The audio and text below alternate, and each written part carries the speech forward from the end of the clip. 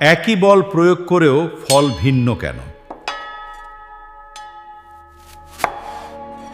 একক ক্ষেত্রফলের উপর লম্ব বলই হল চাপ।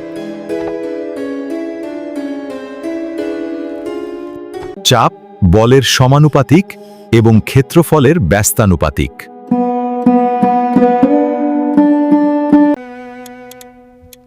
একই বল কম ক্ষেত্রফলে পড়লে চাপ বহুগুণ বেড়ে যায়।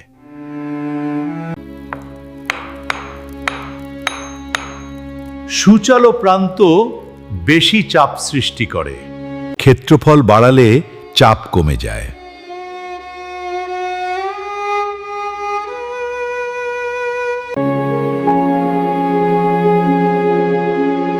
বড় ক্ষেত্রফল বালিতে ডোবা রোধ করে।